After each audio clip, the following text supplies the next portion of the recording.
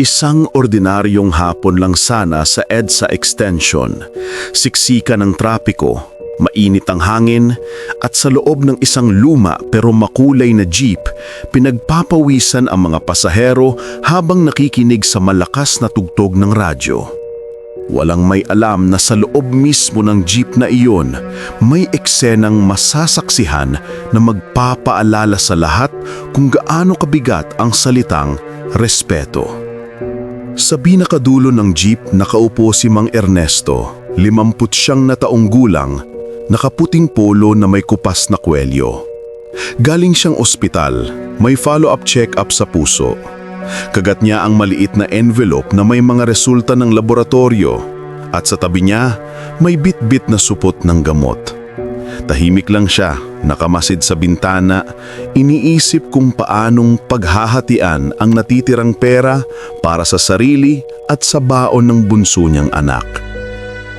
Siksika ng jeep, pero masikip lalo nang biglang sumakay sa gitna ng biyahe ang isang sundalong nakakamuflage, si Corporal Giro Alvarado.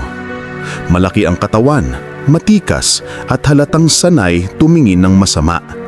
Nakasukbit sa bewang ang baril at sa balikat ang bag na may patch ng unit nila. "Bayad po," sabi ng sundalo, sabay abot ng pera sa driver. "2 po, kubaw," sigaw naman ng ibang pasahero. Sa trapiko mabagal ang usad.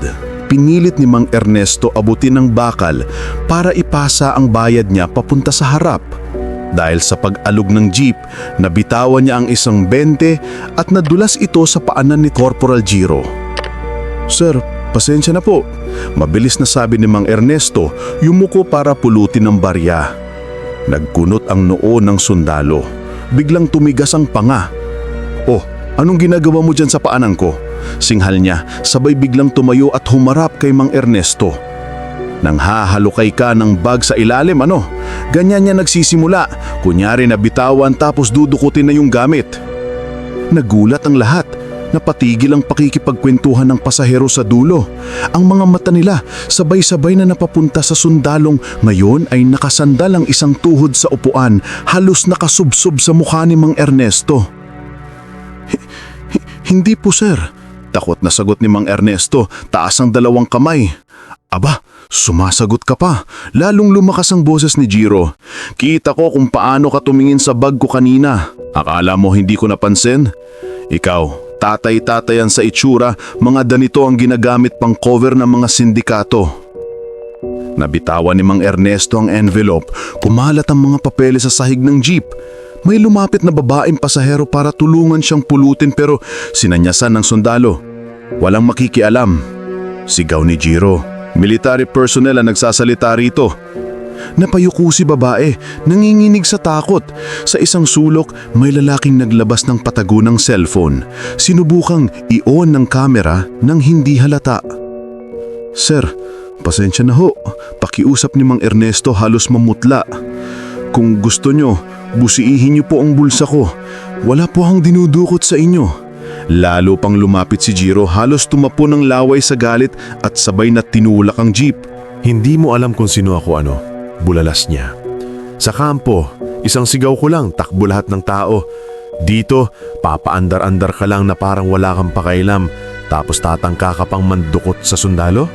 Hindi ako papayag." "Sir," mahina pero mariing sabi ng pasahero sa tapat, "matanda na po si tatay. Kita niyo naman, may dala pang papel galing ospital. Wala po yatang ganang makipagsindikato yan." "Gusto mo bang ikaw ang susunod?" Balik ni Giro, turo sa kanya. "Isama na rin kita sa report." Napasinghap ang ibang pasahero. Halos wala nang umimik. Sa harapan ng jeep, hawak ng driver ang manibela. Si Mang Lando, nasa mga 40, payat, may sunog sa balat sa dami ng oras sa kalsada. Kitang-kita niya sa rear view mirror ang nangyayari sa likod. Ilang beses na niyang binaliwala ang pang-aabuso sa kalsada dati. Away ng pasahero, sigawan, pagbumura, dahil iniisip niyang, "Huwag na makialam, may pamilya kang pauwian." Pero ngayong isang sundalong nakauniporme ang humuhusga sa isang tatay sa harap ng mga anak ng ibang tao, Parang may kumurot sa konsensya niya. Pare, hayaan mo na. Bulong ng konduktor sa driver. Mahirap na, may baril yan. Baka pati tayo madamay. Hindi agad sumagot si Mang Lando. Sa salamin, kita niya ang pagkapit ni Mang Ernesto sa dibdib habang patuloy na pinapagalitan. Ako na ang magdedesisyon kung sino ang dapat ligpitin dyan, patuloy si Jiro. Pagbaba natin, sumama ka sa akin sa detachment. Ibabalandra kita sa commander ko. Tignan natin kung hanggang saan aabot ang drama mong matanda. Umigting ang panga ni Mang Lando. Sabay niyang inapakan ng preno. Huminto ang jeep sa gilid ng kalsada. "Driver!" sigaw ng isang pasahero. "Bakit huminto?" Tahimik lang si Mang Lando. Pinatay niya ang makina, ibinaba ang preno, at dahan-dahang tumayo mula sa upuan. "Kuya, wag na," pakiusap ng konduktor, mahina pero mariin. "Wala sa kontrata yan, ha?" Huminga ng malalim si Mang Lando. Alam niyang delikado ang gagawin niya, pero mas delikado sa kaluluwa niyang manahimik. Bumaba siya mula sa driver's seat, imiwas sa gilid ng jeep, at pumasok mula sa likuran. Ang lahat ng pasahero na patingin. Si Jiro, patuloy pa rin nagbubunga kay Mang Ernesto. Hindi pa napapansin na papalapit na siya. "Boss, pwede bang makiusap?" Napalingon si Jiro, iritable. "Anong kailangan mo, driver? Bakit ka huminto? May operasyon kami rito." Hindi umiwas ng tingin si Mang Lando. "Operasyon ba yung pagsigaw sa pasaherong wala ka pang ebidensyang ninakawan ka?" tanong niya. "O igo lang yan na gusto mong ipakitang malakas ka dahil naka-uniforme ka?" Nag-ugong ang bulungon ng mga pasahero. Hindi sila makapaniwalang may naglakas loob na kumontra. "Driver," maring sagot ni Jiro, "kung ayaw mong mapasara tong jeep mo, tahimik ka na lang. Baka gusto mong idagdag kita sa report bilang kasabwat." "Report?" Mapaklang tawa ni Mang Lando. "Kilala ko kung anong klaseng reportan ng sinusulat ng mga nag-aabuso sa kapangyarihan. At higit sa lahat," sandaling tumigil si Mang Lando. Humugot ng malalim na hininga. Saka nagbitiw ng mga salitang ikinamalaki ng mata ng sundalo. "Kilala ko ang insignia ng unit mo. Dahil 2 taon akong naging instructor ninyo sa kampo, Corporal Jiro Alvarado." Parang nabinging lahat sa loob ng jeep. Si Jiro biglang namutla. Ang dating nakataas na daliri, dahan-dahang bumaba. Anong? Pautal niyang tanong. Sino ka ba? Unti-unting anboto ni Mang Lando ang lumang jacket na suot niya. Sa ilalim, may nakapin na maliit at kupas na medalya sa kwelyo ng polo. At sa bandang dibdib, may nakasulat na pangalan sa lumang ID na nakasabit. SGT Rolando Vergara, Retired, Philippine Army. "Hindi mo siguro naalala, Corps," mahinang sabi ni Mang Lando. Hindi na nilalakas ang boses, pero mas mabigat pa sa kahit anong sigaw. "Pero isa ako sa mga sergeant na tumayo sa harap niyo noong training at sinabing, ang uniforme, hindi pang yurak sa mahina, pangharang yan sa may planong mang-api. Sumigaw pa nga ako nun sa'yo dahil nahuli kita na minamaliit ang cafeteria lady sa kampo." Unti-unting nagbalik kay Jiro ang alaala. Isang jeep sa kampo, isang sergeant na malakas ang boses, at isang sermon na akala niya'y matagal na niyang nakalimutan. "Si Serge Vergara?" Halos bulong niyang sabi. "Akala ko po nasa abroad na kayo." "Wala akong perang pang-abroad," sagot ni Mang Lando. Bahagyang ngumiti pero may pait. "Nag-retire ako ng maaga. Nag-jeep ako para buhayin ang pamilya. At ngayon, heto ako. Nakikita kitang ginagawa yung eksaktong bagay na pinagbabawal ko sa inyo noon." Hindi na halos makagalaw si Jiro. Sa paligid nila ang mga pasahero, nakaabang sa susunod na mangyayari. Ang ibang nagdudusa sa pang-aabuso sa kalsada, parang unang beses nakakita ng taong kaya itong harapin. "Sir, patawad po. Nanginginig na sagot ni Jiro. Nadala lang ako. Sobrang dami ng briefing, ng kampanya, ng banta. Minsan po, ganyan na yung nagiging default. Maghinala agad. Maghinala, oo. Pero hindi manghusga. Hindi ka training para maging bully. Tingnan mo si tatay. Lumingon sila kay Mang Ernesto. Nakahawak pa rin sa dibdib, hingal na hingal, pilit nag-aayos ng mga papel. Kung inatake sa puso yang si tatay dahil sa sigaw mo, anong sasabihin mo sa pamilya niya? Protocol lang yan? Sabihin mo nga sa akin kung tatay mo ang nasa upuan niya. Gaganyan ka rin ba? Parang may tumusok sa dibdib ni Jiro. Biglang sumagi sa isip niya ang sariling ama. Isang manggagawang bundik na may hika na tuwing uuwi siya sa probinsya ay naghihintay sa terasa para kumustahin ang buhay niya sa kampo. Hindi na niya napigilan bumaba ang tingin. Dahan-dahan siyang umupo sa bakanting espaso sa tabi ni Mang Ernesto. Tatay, halos bulong niyang sabi, "Patawad po. Hindi po dapat ganito ang naging approach ko. Naka-uniforme ako pero hindi ibig sabihin tama na lahat ng ginagawa ko."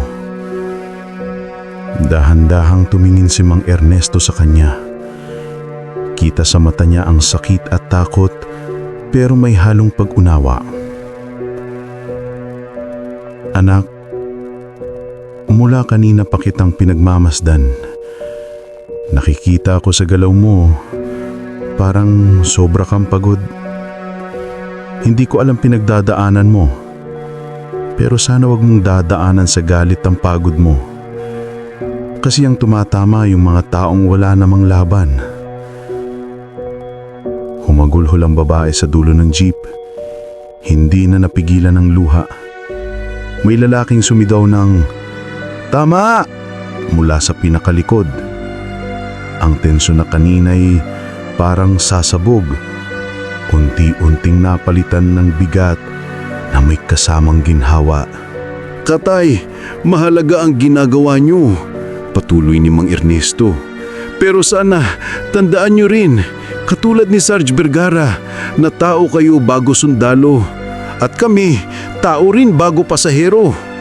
Huminga ng malalim si Jiro. Parang unti-unting nabubuon muli ang bahagi niyang inayawan na niya. Ang sundalong pinangarap niyang maging, hindi ang nabuo sa kanya sa gitna ng takot at kampanya. "Sarge," pagharap niya kay Mang Lando, "handang-handa po akong humarap sa commanding officer ko. Kahit anong retraining, kahit memo, tatanggapin ko. Ang hinihingi ko lang po, sana kahit isang araw, magawa ko ulit yung tama." "Hindi sa CO lang magsisimula yan. Sa sarili mo." Tumango si Jiro. Kumuha siya ng maliit na notebook mula sa bulsa. Isinulat ang pangalan at numero niya at iniabot kay Mang Ernesto. "Tatay, kung sakaling may maramdaman kayong hindi maganda pagkatapos nito o kung sakaling kakailangan ninyo ng saksi sa nangyari ngayon, tawagan niyo ako. Ako na mismo ang magpapatunay na nagkamali ako." Tinunggap ni Mang Ernesto ang papel, bahagyang ngumiti. "Ayokong makita ka sa korte, iho." Biro niya kahit may luha ka sa mata. "Mas gusto kitang makita sa balita, yung sundalong marunong na ulit rumispeto." Nagkatawa ng mahina ang mga tao sa jeep, hindi sa pangungutya, kundi sa pag-alis ng bigat. Si Jiro tumayo, humarap sa lahat. "Pasensya na po sa abalang naidulot ko sa inyong lahat. Hindi ko na po uulitin yung ginawa ko kay tatay. Kung may reklamo po kayo laban sa akin, bukas po ako. Kailangan ko ring matuto." Pagkababa niya ng jeep, nag-iwan siya ng maiksing saludo kay Mang Lando. Isang saludo na puno ng galang, hindi dahil sa ranggo, kundi dahil sa tapang nitong tumindig para sa tama, kahit ordinaryong driver lang sa tingin ng iba. Muling pinaandar ni Mang Lando ang jeep. Habang umaandar, ramdam ng lahat na hindi lang makina ang gumalaw, pati konsyensya ng isang sundalo. Sa dulo ng biyahe, bago bumaba si Mang Ernesto, Kumaway siya sa driver. "Salamat ha, Lando," sabi niya. "Kung wala ka, baka iba na ang kinahinatnan nito." Umiling si Mang Lando, bahagyang nakamuti. "Ginawa ko lang yung matagal ko nang pinagsisisihan na hindi ko ginawa sa ibang pagkakataon. Minsan, kailangan lang may unang magsabi ng sobra na." Kung ang kwento ni Mang Ernesto, ni Corporal Giro at ni Mang Lando ay nakapagpaalala sa iyo na ang tunay na tapang ay hindi nakikita sa lakas ng sigaw, kundi sa lakas ng loob na ituwid ang mali. Huwag mong kalimutang i-like ang video na ito at i-share sa iyong pamilya at mga kaibigan. Baka sa simpleng pag-share mo, may isang taong may hawak na kapangyarihan ng mapaisip kung paano niya ginagamit ito. At kung hindi ka pa nakakapag-subscribe sa aming channel, inaanyayahan ka naming sumama sa aming komunidad para sa mas marami pang kwento na magpapakilo sa iyong damdamin at magpapaalalang na sa loob man ng jeep, sa alsada o sa tahanan, ang respeto at pagkatao ang dapat laging nauuna bago uniforme at posisyon. Maraming salamat sa pakikinig at hanggang sa susunod na episode. Sana sa susunod na sumakay ka sa jeep, hindi lang pamasahe ang baon mo, kundi kaunting tapang din na magsalita para sa tama.